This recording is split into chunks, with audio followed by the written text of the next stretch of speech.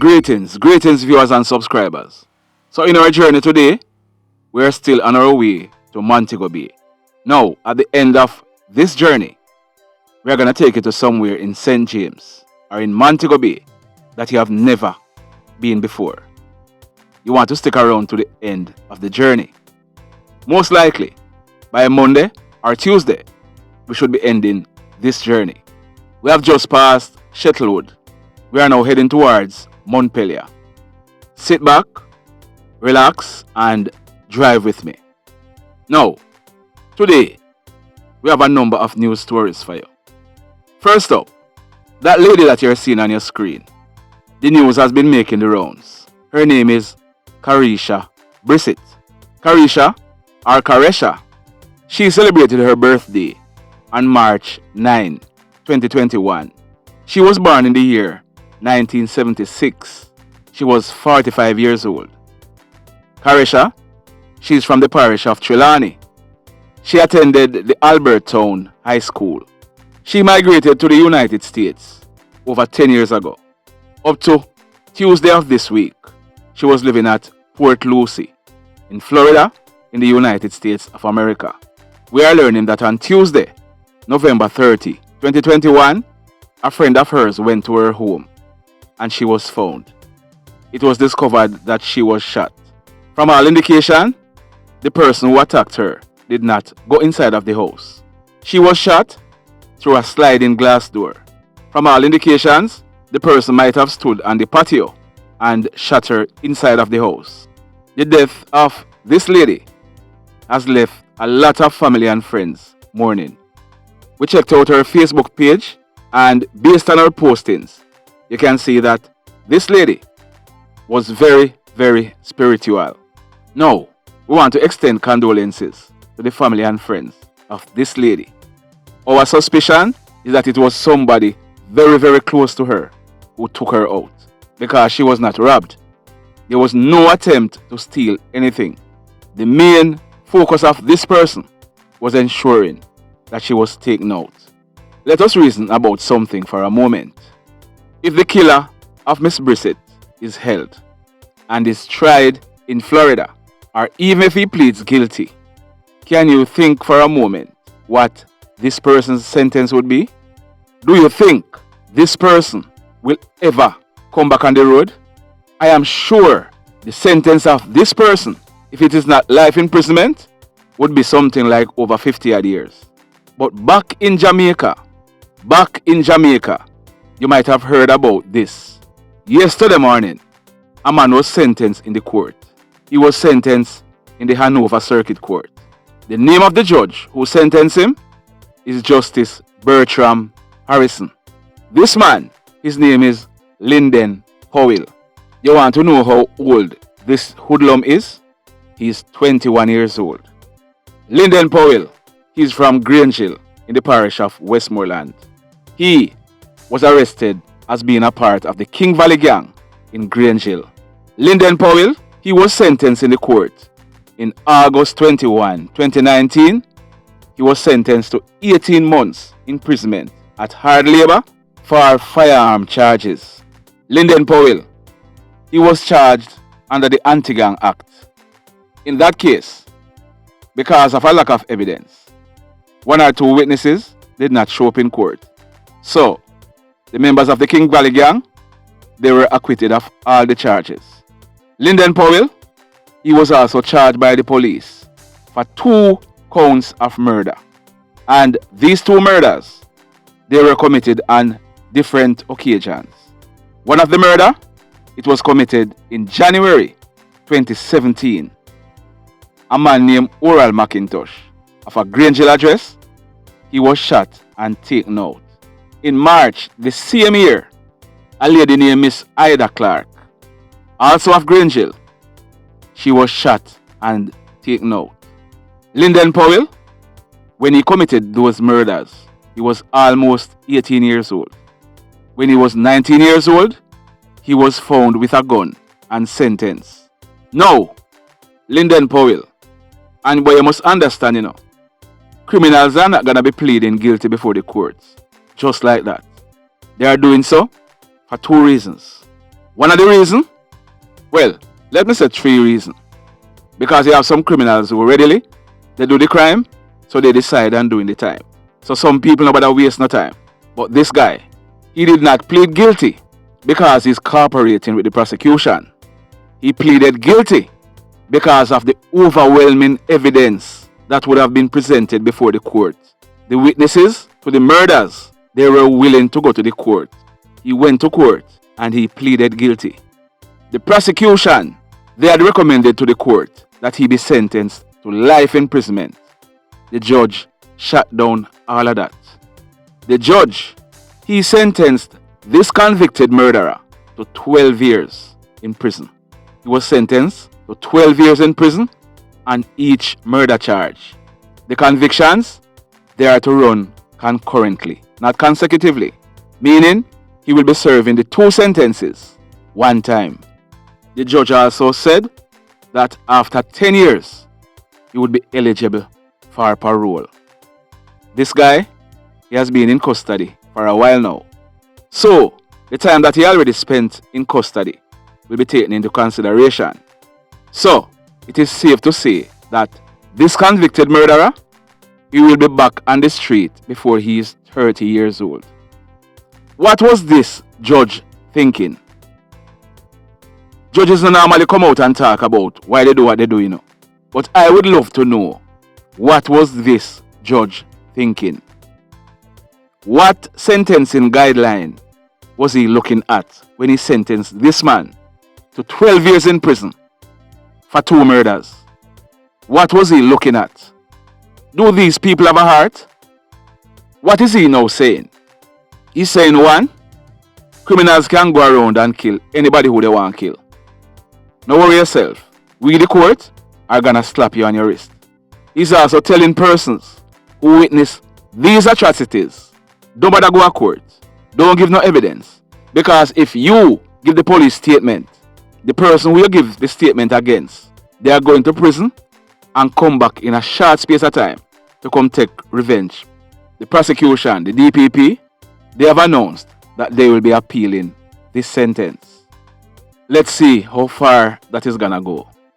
But I tell you, you know, these judges, well, some of these judges, they are a big contributing factor to the crime wave that is taking place in Jamaica. You best believe that. If this guy was in Florida and he pleaded guilty to 2 different counts of murder, the only light of day he would see is in prison. Maybe he would even get the electric chair. These judges, we don't know what them a drink. We don't know what them a eat. Another gangster, Isaiah Perry. You remember that he was on the Westmoreland's most wanted list. He was captured in an operation at Kings Valley in Grangeville in Westmoreland last year, August 4, 2020. Like we said, he was on the Westmoreland's most wanted list. Isaiah Perry, he was charged by the police. It is said that he was armed with a machete and an AK-47 rifle. He went to a house where he opened gunfire at a man in the said house. He also set the man's house on fire. It is said that he assaulted other persons who were at this house. His case was tried in the same court, Justice Bertram Morrison's court, in the Hanover Circuit Court. He was found guilty. He was found guilty for illegal possession of firearm, arson, shooting with intent, and assault. He was convicted. Now, Isaiah Perry, he is set to be sentenced on Tuesday, December 14th, 2021. The same judge will be sentencing him. Let's see if Justice Bertram Morrison is gonna contradict himself. Because if he can sentence a man who is charged for taking the lives of 2 people on 2 different occasions to 12 years in prison, well, call it 8 years in prison, everything considered. If he can do that, what is he gonna sentence a man for who didn't take a life? Let's wait and see. Let's wait and see. If you have any comment, the comment section is yours. Drop your comments down there. Moving right along. We are learning that there was a shooting incident at Bugs Bunny in Lilliput in the parish of St. James last night, Thursday, December 2, 2021, almost 12 midnight. Our information is that a man is about 24 years old. He was walking home through a lane at Bugs Bunny. We are told that he was pounced on by two hoodlums. These hoodlums, they held up the man at gunpoint. They robbed him of a cellular phone and his wallet containing 8,000 Jamaican dollars in cash. It is said that this young man, he was being threatened by the two hoodlums. One of them held on to him, so he got into a wrestle with that one. He managed to free himself and run off. The hoodlums, they were not satisfied. They opened gunfire at this young man. The hoodlums, they then made good their escape on foot in the area. The young man, when he checked, he realized that he was shot. He received a gunshot wound to his right arm. He was still in hiding when he saw a police unit on patrol. He signaled to the police and told them what took place. A search of the area was done, but the hoodlums were not found. The police, they took this young man to a nearby hospital where he has since been admitted in a stable condition. Luckily, this man, he was not fatally wounded.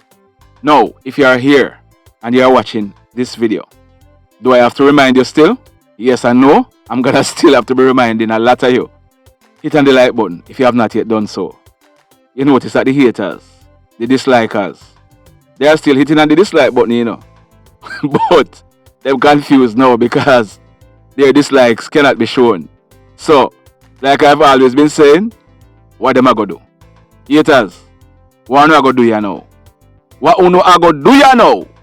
What are uno gonna be doing? What are you guys gonna be doing right now? What are you gonna be doing? Ah boy. But we are now past 49,000 subscribers. We are counting down. We are counting down. We are hoping that in 1 week's time, next weekend, we can start handing out some money. You, our subscribers, we want to collect as much money as we possibly can, because we want to give away as much money as we possibly can. So if you are interested in donating to this cause, send us a WhatsApp message, 876-458-9111, and let us make the arrangements. We want to give away some money and the achievement of gaining 50,000 subscribers. It is not easy, you know. Talk to many people who operate a YouTube channel. Maintaining a channel is not easy.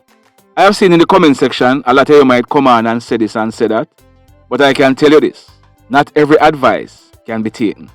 A lot of persons who operate a YouTube channel, that is their job. That is how they are paid.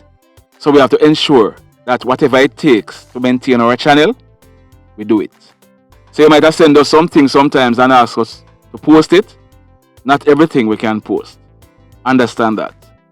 So, remember, tell a friend to tell a friend. Because you, yes you might be one of the lucky winners. If you have not yet done so, hit on the subscribe button, then hit on the notification bell, then click all. So that as soon as we have uploaded a new video, you will be notified. In the final story for today, we brought you a story on Tuesday, November 16th, 2021.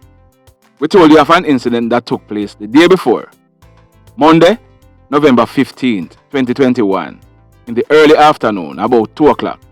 It took place at a supermarket located at downtown Savlamar, near to the market.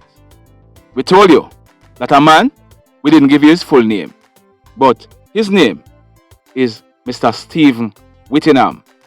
He was 53 years old. He's a cabinet maker and he lived at Broughton Road, Little London, in the parish of Westmoreland. We told you that this man, he was inside of the supermarket when he and a female who he shares a common law relationship with, and she was also in the supermarket, they got into an argument. This argument, it escalated into a dispute. We are told that Stephen, he boxed this female It is said that the female used a knife to juke Stephen in his chest.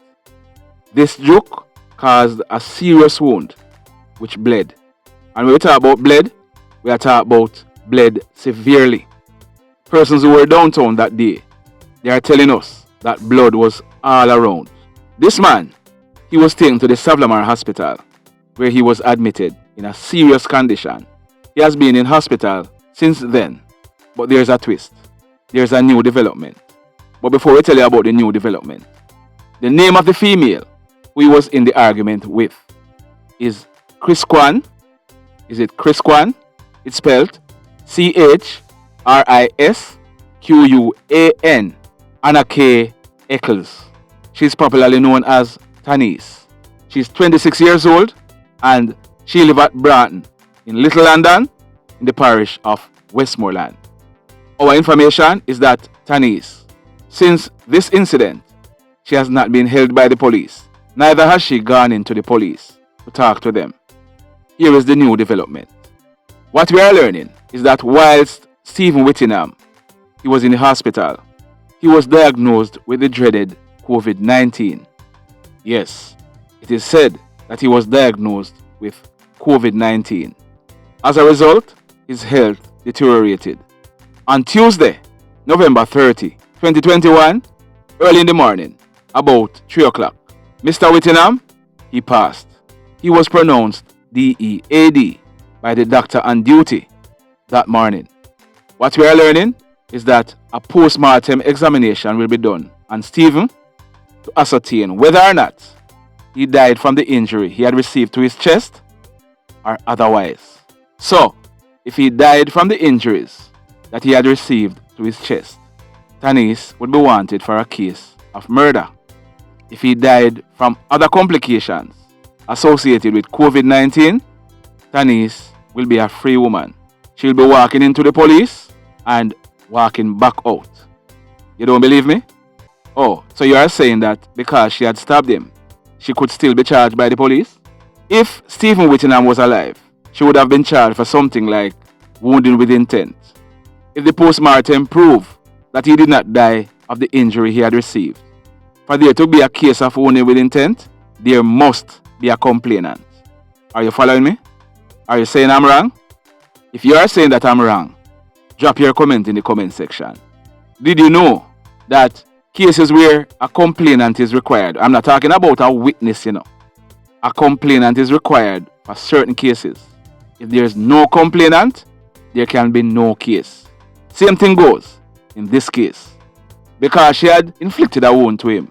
If it is proven that he died not from the wound, no case. You best believe that. The mayhem continues. Blessed love, everybody.